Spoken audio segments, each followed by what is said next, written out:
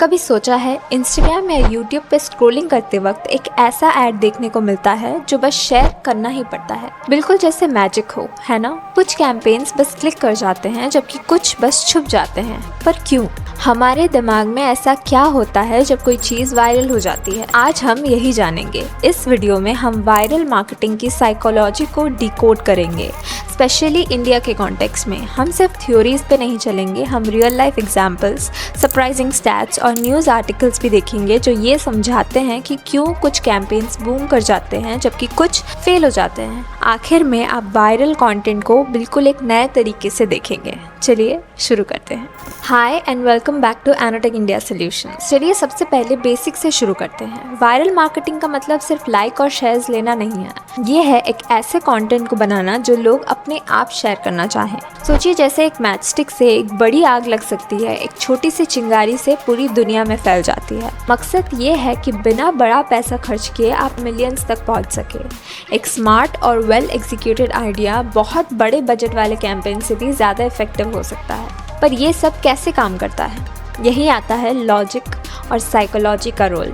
Viral content हमारे गहरे human instinct को टारगेट करता है, जैसे कि इमोशंस, क्यूरियोसिटी, रिलेटेबिलिटी और आइडेंटिटी। लोग बस रैंडम चीज़ें शेयर नहीं करते, वो कंटेंट शेयर करते हैं जो उनके वैल्यूज़ के साथ मैच करे, जो उन्हें एंटरटेन करे या उनको स्मार्ट दिखाए। जो ब्रांड्स ये समझते हैं वो ऐसे कैंपेन्स क्रिएट करते हैं जो आग की तरह फैल जाती हैं। अब बात करते हैं इंडिया की। ये कंट्री डिजिटल कंजम्पशंस के मामले में नेक्स्ट लेवल पे है। Did you know India has over 800 million internet users, मतलब यूएस के टोटल पॉपुलेशन का भी 2.5x ज़्यादा।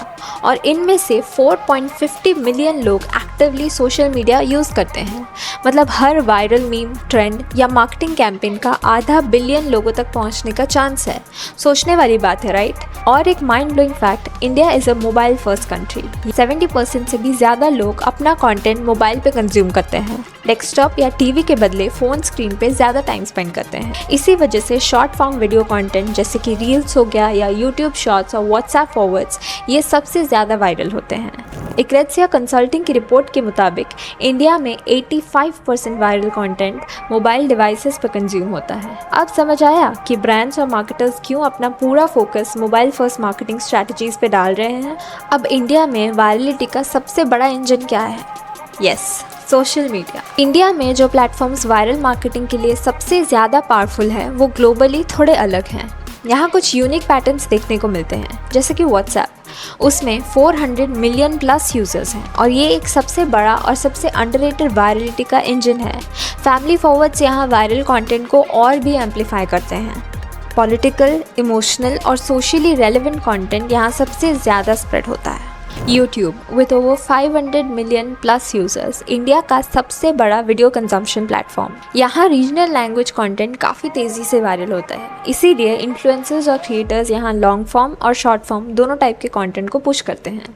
With over 250 million active users हैं Instagram and Facebook. And you know what, this is a power house of Gen Z और millennials. इसीलिए reels का algorithm super unpredictable होता है, पर जब एक कंटेंट हिट होता है तो उसको इंस्टेंट रीच मिलता है।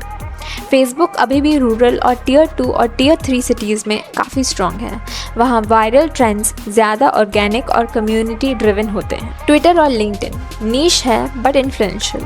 ट्विटर में पॉलिटिकल और ओपिनियन बेस्ड डिस्कशंस वायरल होते हैं। लिंक्डइन पे प्रोफेशनल सक्सेस स्टोरीज़ या यूनिक करियर जर्नीज़ वायरल होने का काफ़ी अच्छा ट्रेंड चल रहा है। इंडिया में वायरलिटी का सबसे बड़ा फैक्टर क्या है पता है? भाषा। अगर आप सोचते हो कि इंग्लिश में कंटेंट बनाने से सबसे ज़्यादा वायरल होता है तो ये गलत है। इंडिया में 90% इंटरनेट यूज़र्स अपना कंटेंट रीजनल लैंग्वेज में कंज्यूम करते हैं। मतलब अगर आप सिर्फ इंग्लिश में कंटेंट बना रहे हो तो आप एक मैसिव इंडियन ऑडियंस को लूज़ कर रहे हो। तमिल, तेलुगु, मराठी, बंगाली, ये सब भाषाओं में वायरल होने वाले ट्रेंड्स भी स्टेट स्पेसिफिक वायरलिटी ड्राइव करते हैं। यूट्यूब पे top 10 most watch Indian videos में 7 रीजनल लैंग्वेज कंटेंट होते हैं। ब्रांड्स और मार्केटर्स अब इस बात को समझ रहे हैं, इसी वजह से रीजनल लैंग्वेज इन्फ्लुएंसर्स और वर्नाकुलर कैंपेन्स काफ़ी तेज़ी से ग्रो कर रहे हैं। तो इसमें से की टेक अवे क्या है? अगर आपको इंडिया में वायरल होना है तो मोबाइल फर्स्ट और रीजनल लैंग्वेज का कंटेंट मिक्स सबसे बड़ा गेम चेंजर होगा। Now let's understand the psychological triggers behind viral marketing. सोच के देखो, लोग एड्स नहीं शेयर करते, फीलिंग शेयर करते हैं। कोई भी वायरल कैंपेन सिर्फ एक अच्छा ऐड नहीं होता, वो एक इमोशनल रिएक्शन ट्रिगर करता है। कोई कंटेंट हमें हंसाता है या रुलाता है या गुस्सा दिलाता है तो हम उसे ज़्यादा से ज़्यादा शेयर करते हैं। और रिसर्च भी यही कहती है, हाई अराउजल मोमेंट्स या इमोशंस वाले कंटेंट न्यूट्रल कंटेंट से ज़्यादा वायरल होते हैं। तो चलो समझते हैं वो साइकोलॉजिकल ट्रिगर्स जो एक कैंपेन को वायरलिटी मशीन बना देते हैं।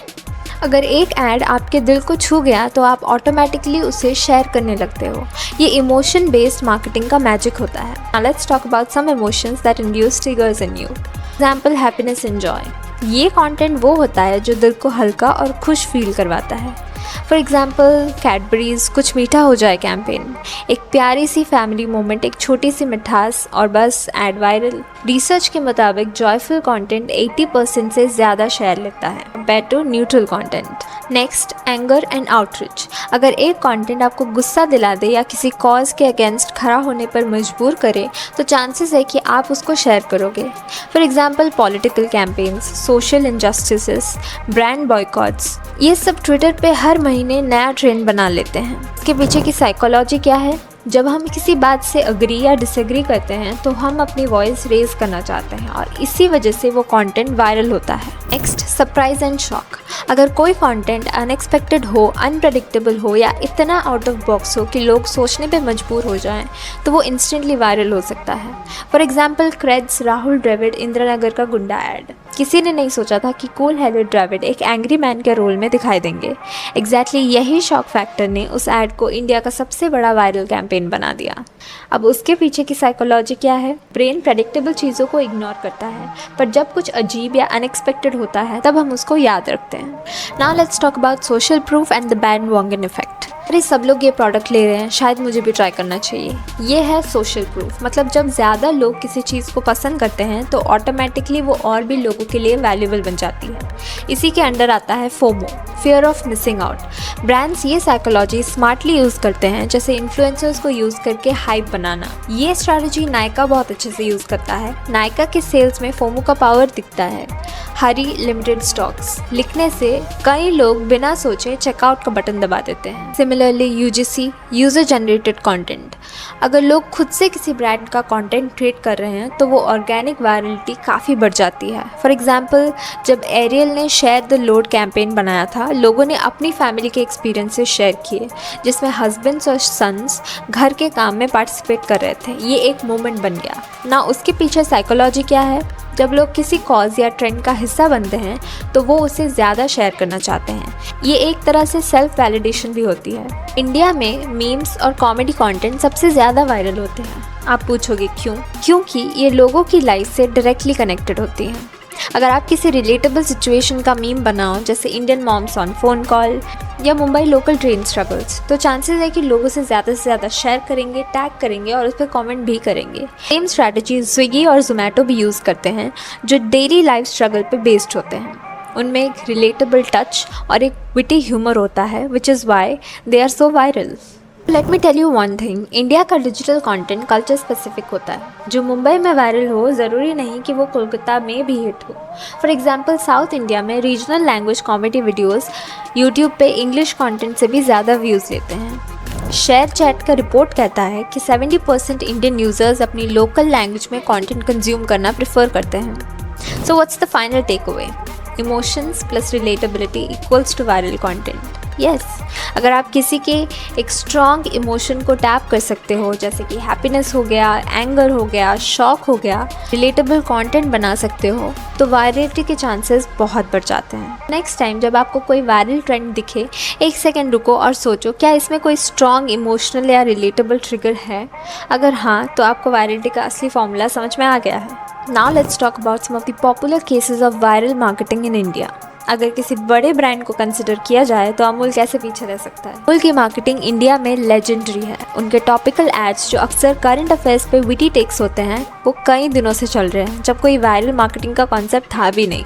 उनके एड्स इंस्टेंटली रिलेटेबल होते हैं। अमूल हर बार उन न्यूज़ स्टोरीज को पिक करता है जिसके बारे में लोग ऑलरेडी बात कर रहे होते हैं। अमूल ने अपना एक पर्सनैलिटी बनाया है जो ऑडियंसेस हर बार एक्सपेक्ट भी करते हैं। तो बस एक कार्टून, एक पन और एक रिकग्निजेबल फॉर्मेट। आज भी जब अमूल का कोई टॉपिकल एड ड्रॉप होता है, आपको पता है कि वो ट्रेंड करेगा, और ये है असली मार्केटिंग ब्रिलियंस। तो वो तो थी एक बड़ी ब्रांड और उसकी ऑलरेडी बिल्ट हेल्दी लेगेसी। लेकिन रिसेंट में हम सब ने यस मैडम के कंट्रोवर्सी के बारे में सुना होगा। यस मैडम एक ब्यूटी स्टार्टअप है जिसने अपनी मार्केटिंग स्ट्रैटेजी के रूप में मास ले-ऑफ्स अनाउंस किए थे। ये एक स्टंट था, पर बैकलैश इतना इंटेंस था कि अटेंशन तो मिली, बट स्टंट वापस ब्रांड के लिए नुकसान बन गया, क्योंकि ये असली इमोशंस जैसे कि जॉब लॉस करने का डर इसके साथ खेल रहा था। ये केस हमें ये सिखाता है कि एथिकल कंसिडरेशंस काफ़ी ज़रूरी होते हैं वायरल मार्केटिंग में।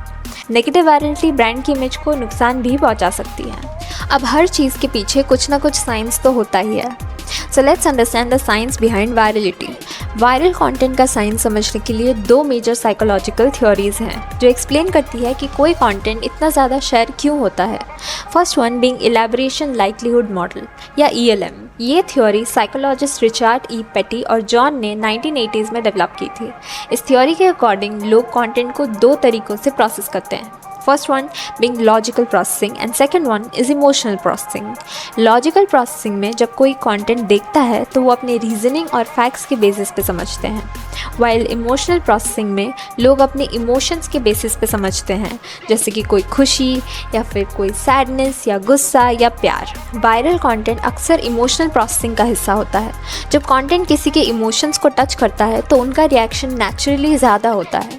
मान लीजिए एक ad है जो अपने देश की प्राइड को सेलिब्रेशन कर रहा है, या कोई वीडियो है जो आपके दोस्तों या फैमिली मेम्बर्स को याद दिलाता है, तो लोग अपने इमोशंस के चलते उसको ज़्यादा से ज़्यादा शेयर करते हैं। ये थ्योरी प्रूव करता है कि जब लोग इमोशनल तरीके से किसी चीज़ को समझते हैं तो वो ज़्यादा शेयर करते हैं और कंटेंट वायरल हो जाता है। दूसरी थ्योरी है सोशल आइडेंटिटी थ्योरी। ये थ्योरी 1970s में हेनरी ताजफेल ने इंट्रोड्यूस की थी। इस थ्योरी का कहना है कि लोग उन चीज़ों को ज़्यादा शेयर करते हैं जो उनकी पर्सनल या कल्चरल आइडेंटिटी को रिफ्लेक्ट करती हैं। मतलब हम उन चीज़ों को अपने पर्सनल और सोशल आइडेंटिटी का हिस्सा मानते हैं जो हमारे वैल्यूज़, बिलीव्स या कल्चरल बैकग्राउंड को रिप्रेजेंट करती हैं। अगर कोई कंटेंट हमारे कल्चर, रिलीजन या कम्युनिटी के बारे में है तो हम उसे अपनी आइडेंटिटी का हिस्सा समझते हैं और नेचुरली उसे शेयर करते हैं। जैसे अगर कोई वीडियो आपकी रीजनल लैंग्वेज या नेशनल प्राइड के बारे में है, आप उसे अपने दोस्तों के साथ शेयर करेंगे क्योंकि वो आपकी आइडेंटिटी को रिप्रेजेंट करता है। इन थ्योरीज़ को टाइम के साथ एक्सपेरिमेंट और रिसर्च ने भी प्रूव किया है। जैसे कि सोशल मीडिया प्लेटफॉर्म्स पे देखा गया है कि ऐसे पोस्ट जो किसी कम्युनिटी या कल्चर को रिप्रेजेंट करती हैं वो ज़्यादा वायरल होती हैं। सिमिलरली इमोशनल एड्स और कंटेंट जो किसी को इमोशनली कनेक्ट करती हैं वो ज़्यादा शेयर किए जाते हैं, जैसे कि रियल लाइफ केस स्टडीज़ और एग्जाम्पल्स में भी हमने देखा। इन दोनों थ्योरीज़ को समझना इम्पॉर्टेंट है क्योंकि ये एक्सप्लेन करते हैं क्यों कुछ कंटेंट अपने आप वायरल हो जाते हैं और कैसे ब्रांड्स और क्रिएटर्स को समझना चाहिए कि उनका कंटेंट किस तरीके से ऑडियंस से कनेक्ट करेगा। तो इससे ये समझ आता है कि वायरल मार्केटिंग सिर्फ लक का खेल नहीं है, ये एक साइंस है। और जब आप समझ जाते हैं कि लोग कैसे सोच रहे हैं तो आप ऐसे कंटेंट क्रिएट कर सकते हैं जो एफर्टलेसली स्प्रेड हो जाए। तो अगले टाइम जब आप कोई वायरल कैंपेन देखें तो अपने आप से ज़रूर पूछें क्यों ये काम किया। For more such informative videos, do subscribe to our channel and I'll see you in the next one.